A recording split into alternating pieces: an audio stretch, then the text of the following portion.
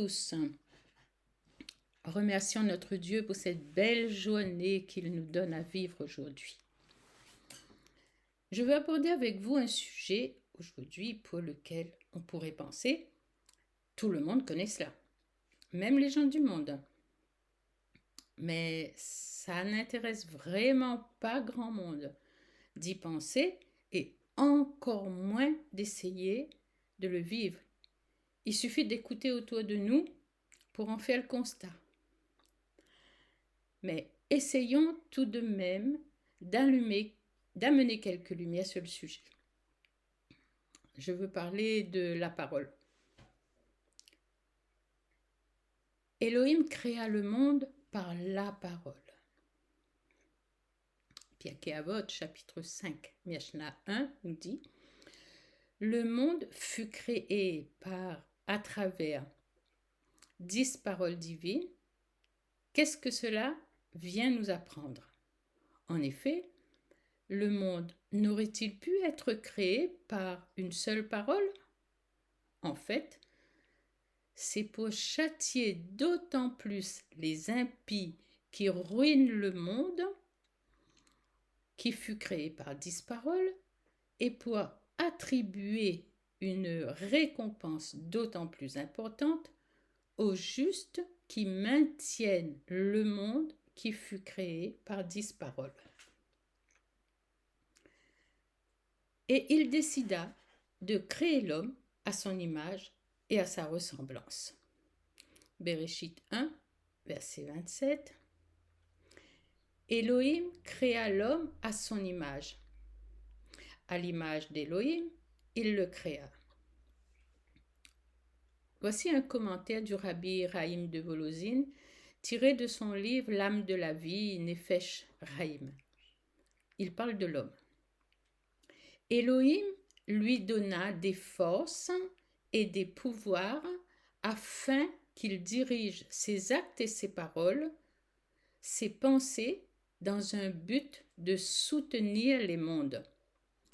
L'homme possède donc la faculté de créer des mondes par la parole ou de les détruire si la parole est mal utilisée. Elohim a donc fait de l'homme le partenaire avec qui il peut entrer en relation par la parole. Ce qui signifie que nos paroles ont un impact sur ce monde-ci, mais aussi sur les mondes spirituels que nous ne voyons pas. La parole, le langage, ce sont des outils de communication entre les hommes, mais pas seulement. D'après le Targum Onkelos, lorsque Dieu lui insuffle une nishmat chaim, une âme de vie en l'homme, c'est en fait le don de la parole qui s'étend depuis la sphira bina au niveau de l'arbre séphirotique. Je vous donne 4 versets du Zohar sur la paracha Tazria qui nous parle justement de la parole et qui nous renseigne en nous donnant vraiment des sujets importants à méditer. Alors, Zohar Tazria au verset 81, et il, donc Elohim, insuffla dans ses narines le souffle de vie qui est la sainte âme qui s'étend de cette vie en haut de Bina. Tazria, toujours verset 82. Lorsque la sainte âme adhère à l'homme, il est l'aimé de son maître. Plusieurs gardes le préservent de tous les côtés, écrivant favorablement en haut et en bas, et la sainte divinité est sur lui. Tazria, verset 83. Et lorsqu'il, donc l'homme, dévie de son chemin, la divinité le quitte et la sainte âme n'adhère pas à lui. Et le dernier verset, 85. Et c'est pourquoi la Torah déclare et dit « Préserve ta langue du mal il est également écrit « Celui qui préserve sa bouche et sa langue ».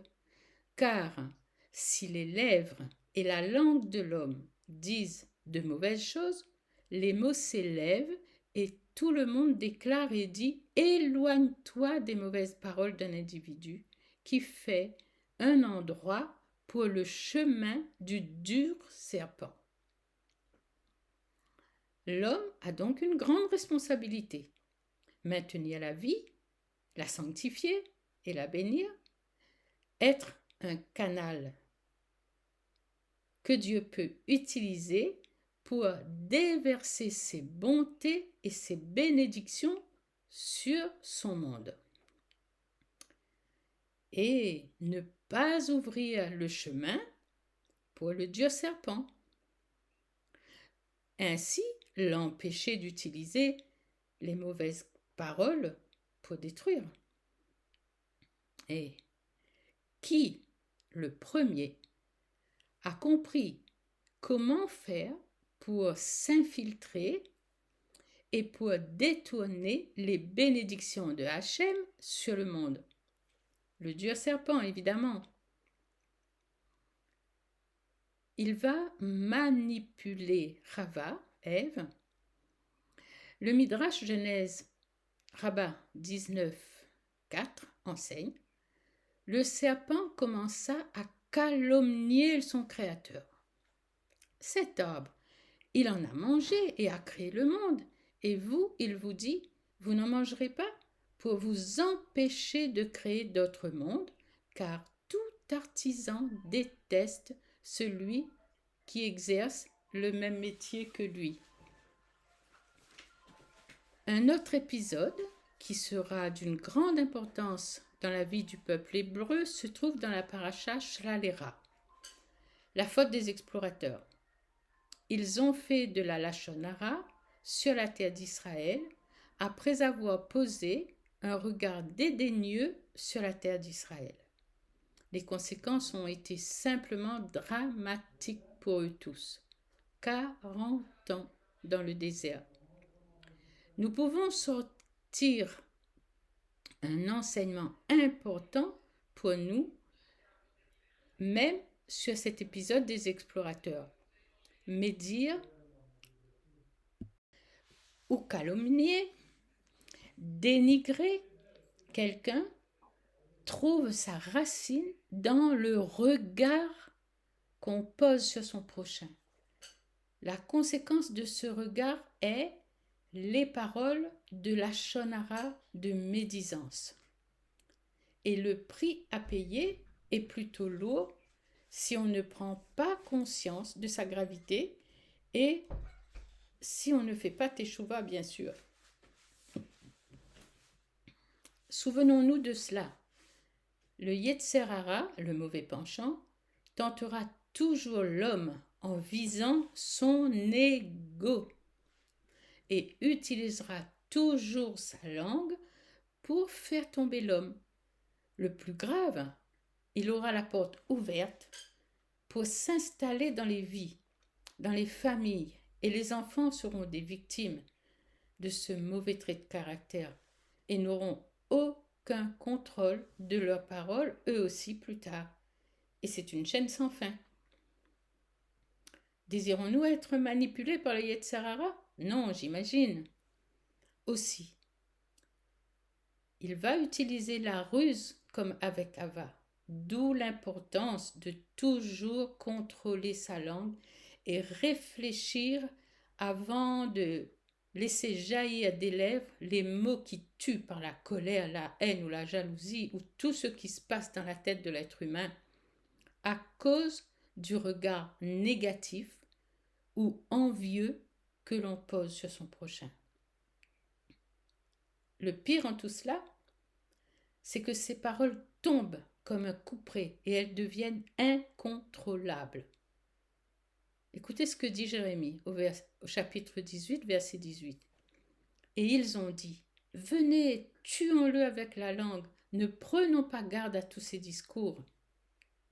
Nous pouvons ainsi comprendre les sages d'Israël et les paroles du Seigneur Yeshua et de la Brit Hadasha lorsqu'ils évoquent l'importance de la parole et les méfaits du mauvais usage de la parole, la médisance, la lachon hara, le colportage, le mensonge, les calomnies.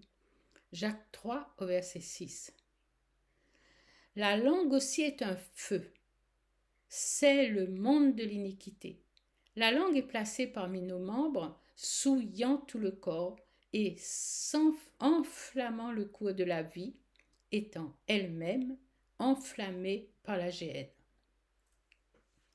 Et je peux vous assurer que cette parole de Jérémie, tuons-le avec la langue, est bien connue et bien mise en pratique dans le monde de la Sitra Hara, dans le monde des ténèbres. Je vous donne un témoignage que nous avons vécu, mon mari et moi-même. Nous étions en mission dans un pays étranger, hébergés chez des pasteurs. Au milieu de la nuit, je suis brusquement réveillée et j'entends distinctement « Venez, tuons-les avec la langue !» Et je vois alors en esprit le couple qui nous accueillait. Je comprends alors que le Seigneur nous avait réveillés pour prier pour eux durant une bonne partie de la nuit, et nous avons été ses gardes auprès d'eux, comme le dit le Zohar plus haut. Plusieurs gardes le préservent de tous côtés. Bien sûr qu'il est fidèle, notre Seigneur Yeshua. Il sait quand nous avons besoin d'être protégés, si nous-mêmes nous sommes fidèles et nous gardons notre bouche et nous ne faisons pas de la calomnie et des mensonges et de la lachon hara. Mais, comme je vous disais, pour bénéficier de cette protection, il faut contrôler son langage, garder sa langue. Comme disent nos anciens, tourner notre langue 7 fois dans notre bouche avant de parler. Car avec notre langue, nous pouvons devenir des criminels, des assassins. Isaïe 59, verset 3 nous dit « Car vos mains sont souillées de sang et vos doigts de crime. Vos lèvres profèrent le mensonge.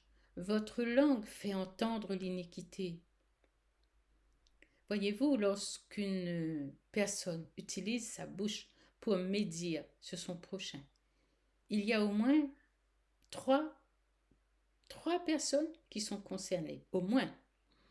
Celle qui parle, celle dont elle parle, mais aussi celle ou ceux qui écoutent. Tous sont emprisonnés dans un même filet et pour s'en sortir, ce n'est pas une histoire aisée. Que pouvons-nous penser de notre génération? Internet, les médias, les réseaux sociaux, où tout fait le tour du monde en une fraction de seconde. Tout le monde communique par des réseaux sociaux. Les règlements de compte se font de la même manière. Tuer avec la langue.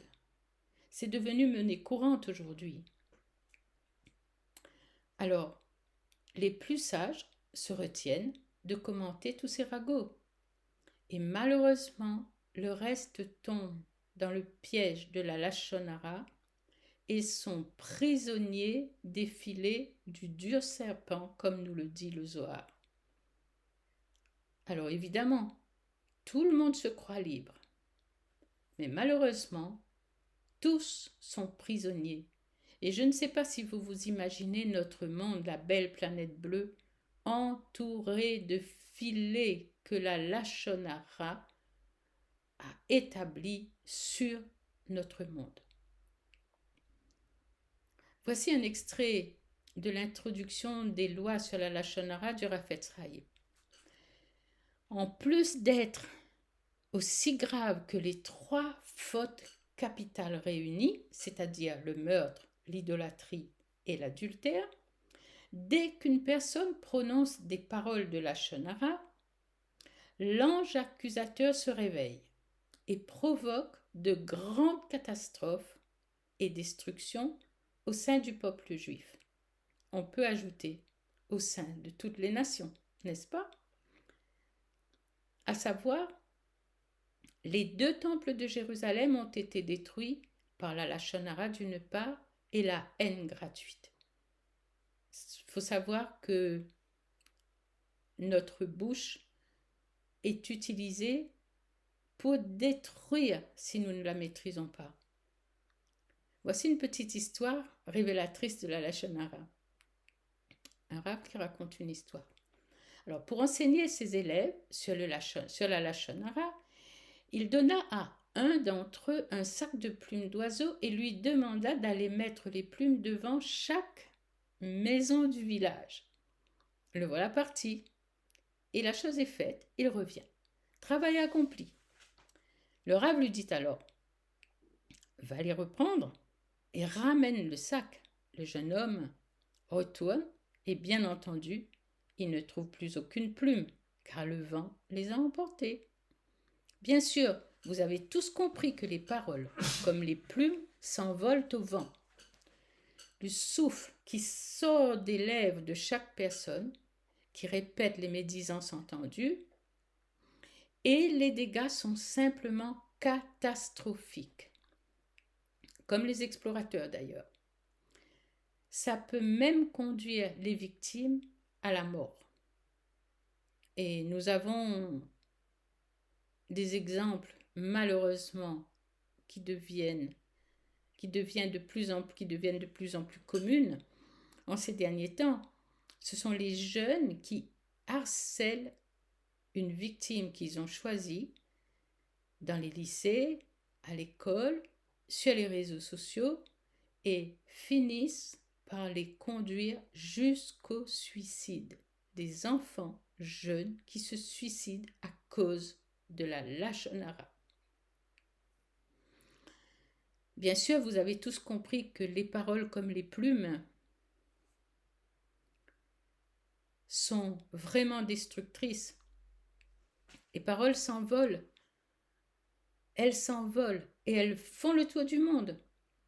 Alors, ces harcèlements sont devenus monnaie courante, même sur les lieux de travail aujourd'hui. Les burn-out sont souvent induits par la Lachon Hara des collègues des uns des autres. Souvenons-nous de cela avant de parler. Ces drames vont nous aider à mettre un frein à notre langue si nous y pensons. C'est tellement grave. Hachem a trouvé aussi que c'est tellement grave.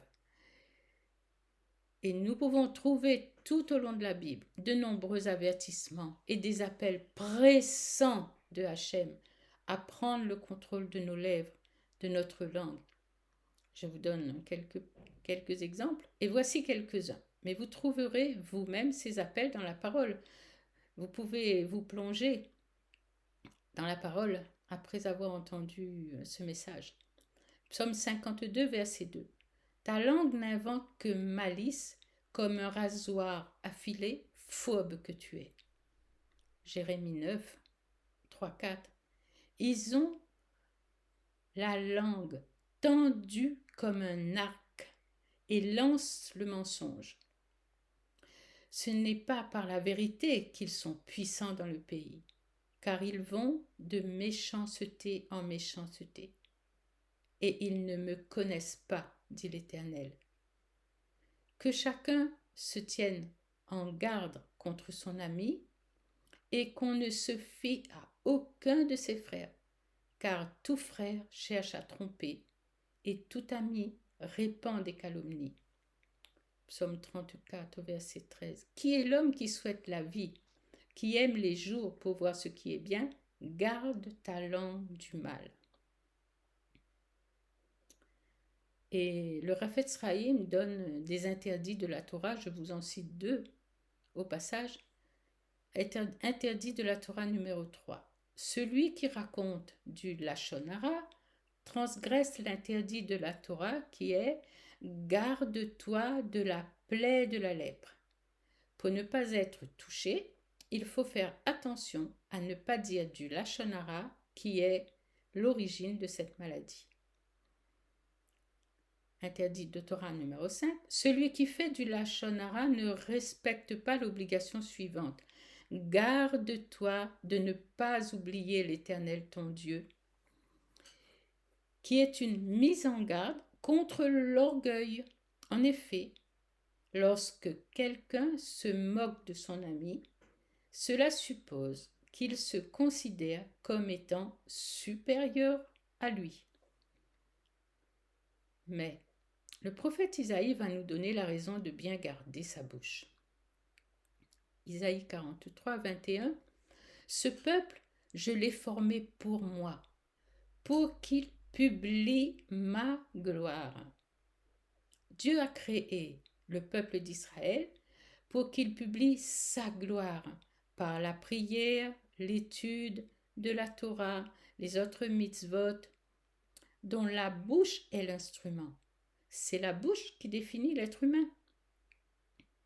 Lorsqu'un homme garde sa bouche, il est comparé à un ustensile du temple, source Ben Ishai. Si l'homme prend conscience de sa valeur aux yeux de Dieu et de ce que Hachem attend de lui, rien que par amour, il garderait sa langue, n'est-ce pas? Sachant que toutes les louanges qui sortent des bouches créent des anges de lumière, utilisons donc les bouches pour louer le Créateur, et plus encore. Voyez un commentaire du Refetz Chaim.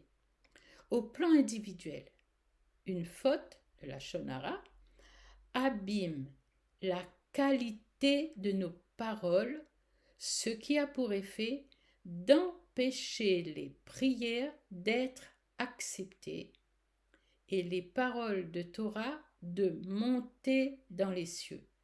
Imaginez-vous, vous étudiez la Torah toute la journée et les paroles restent au-dessus de votre tête. C'est bien regrettable que nos prières soient bloquées ainsi et n'atteignent pas leur but par notre propre faute. Notre propre faute. Nous trouvons dans la sagesse de Salomon un conseil que l'on devrait méditer. Combien de fois les textes sont lus sans laisser de traces dans les mémoires ou dans les cœurs? Ecclésiaste 10, verset 20. Ne maudis pas le roi même en pensée.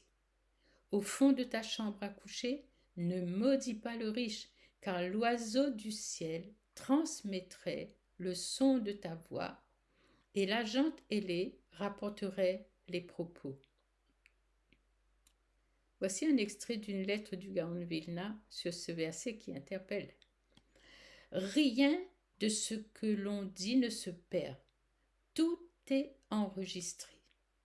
Des anges sont dépêchés auprès de chaque être humain pour consigner toutes ces paroles. Et ils ne le quittent jamais. Car l'oiseau du ciel transmet le son de sa voix, de la voix de l'ange qui l'accompagne et rapporte les propos. Qoéleth 10, 20. Celui qui dit du lachon hara, de la médisance, élève ses fautes vers le ciel. Talmud. Refetz Chaim donne des halachot. Alors là, halakha 16, on n'a pas le droit de croire la lachon hara qu'on nous rapporte, même si ça nous concerne. Et nous n'avons pas à utiliser ce prétexte pour dire à notre tour du lachon hara sur la personne qui en aurait soi-disant dit sur notre compte. Apprenons à maîtriser notre ego, à ne pas nous mettre en colère. Le Seigneur s'occupe de nous. Yeshua aussi avertira tous ceux qui voudront l'entendre. Matthieu 12, 36-37. Je vous le dis, au jour du jugement, les hommes rendront compte de toute parole vaine qu'ils auront proférée, car par tes paroles tu seras justifié et par tes paroles tu seras condamné.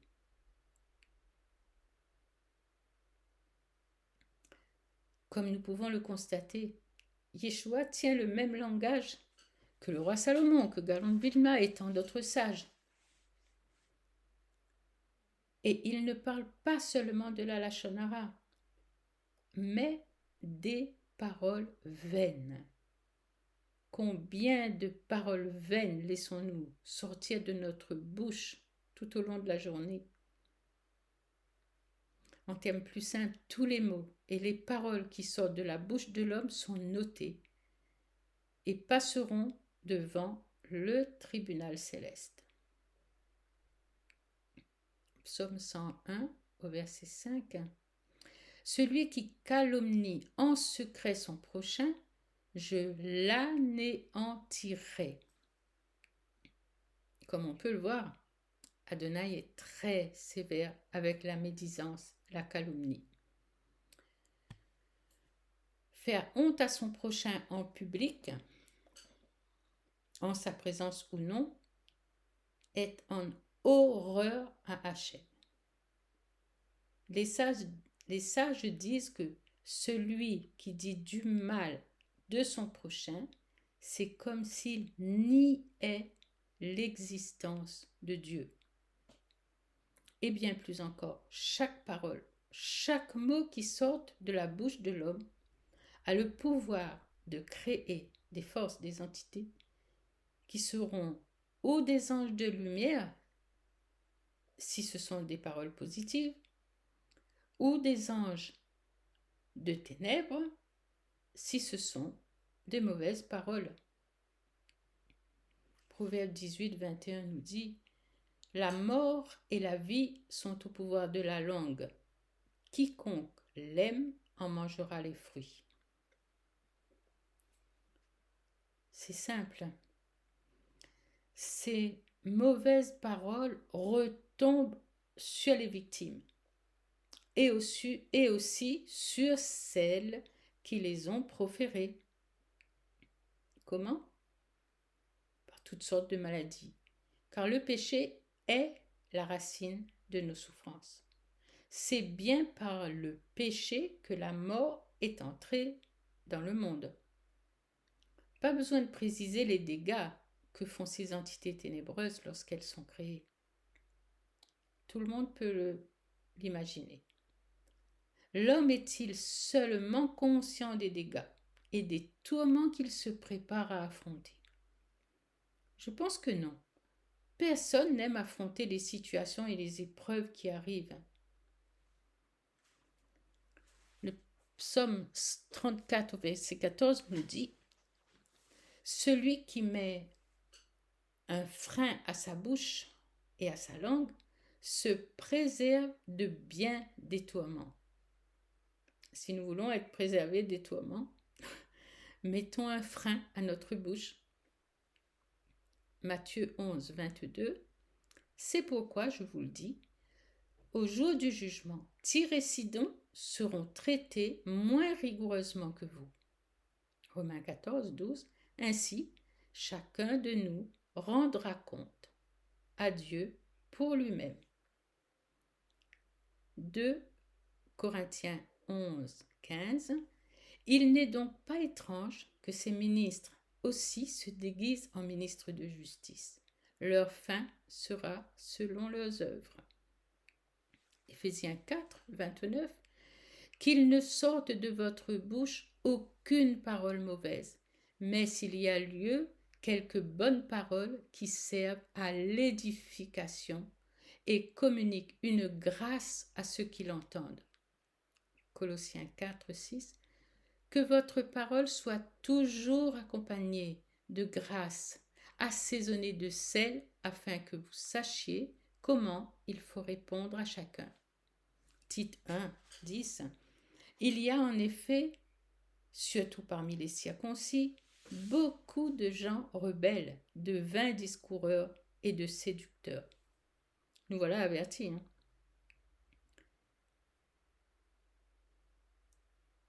Méditer sur ces versets doivent aider chacun à travailler sur ses midotes, sur ses traits de caractère.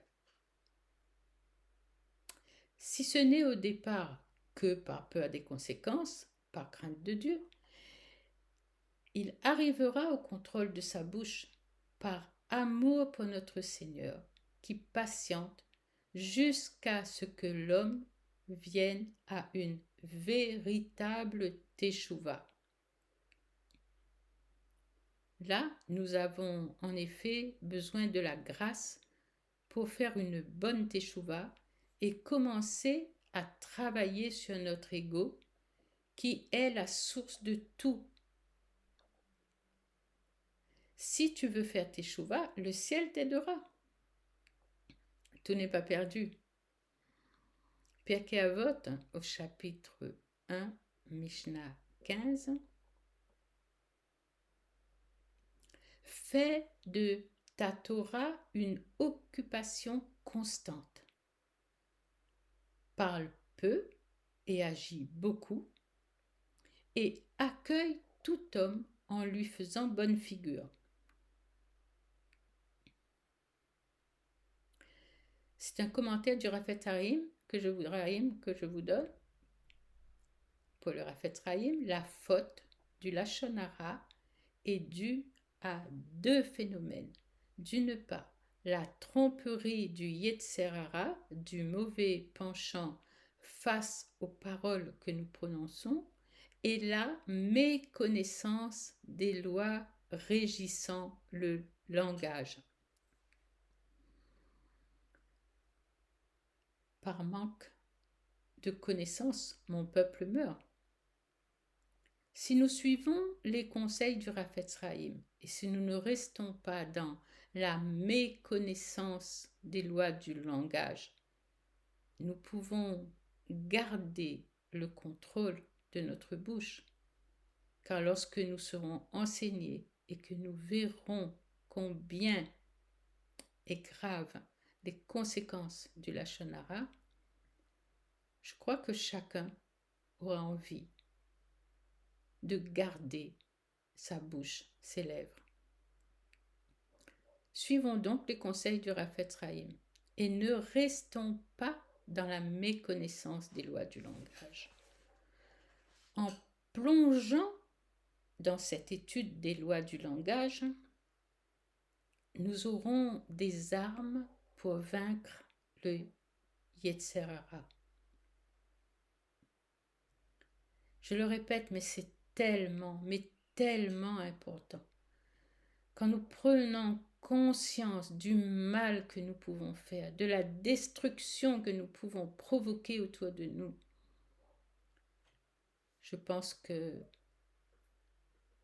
étudier les lois du langage, obéir aux commandements que le Seigneur nous donne, c'est d'une très grande valeur. Le combat pour le contrôle de la langue est très ardu, mais heureusement, nous avons l'aide du Seigneur pour vaincre le Yetzer Hara. Sans lui, nous ne pouvons rien faire, mais avec lui, nous ferons des exploits, n'est-ce pas? Chaque jour, nous clôturons la Hamida par une prière spéciale qui débute ainsi. Psaume 19 au verset 15. Que les paroles de ma bouche et les pensées de mon cœur te soient agréables, ô Éternel, mon rocher, mon salut. Ô mon Dieu, garde ma langue du mal et empêche mes lèvres de parler avec ruse. Je ne vais pas plus loin. Si nous disons cette prière chaque jour avec notre cœur, nous sommes sûrs que le Seigneur va nous aider. Il va mettre une garde sur nos lèvres. Il va nous aider à vaincre ce côté, ce trait de caractère qui est le bavardage. En faisant ce travail sur notre ego, avec l'aide du Seigneur bien sûr, nous pourrons faire le choix de créer, de construire avec notre bouche, plutôt que de détruire.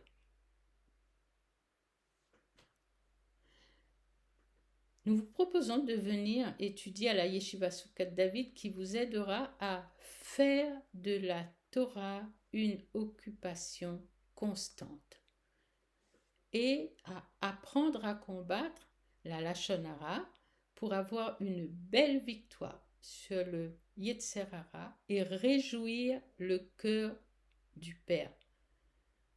Tout ce que nous faisons doit être tourné vers le Père, le réjouir, le glorifier. Ainsi stimulés les uns par les autres, nous pouvons faire partie de groupes d'études où on peut faire de la Torah une occupation constante en gardant la parole dans les cœurs et en la méditant. Il y a beaucoup à gagner et rien à perdre. Remercions notre Père de nous avoir donné la grâce d'utiliser les réseaux Internet pour sa gloire et répandre sa Torah, ce qui aidera aussi à la réparation, au tikkun de ces moyens de communication souillés par la lachon hara du monde. Amen. Merci de votre écoute.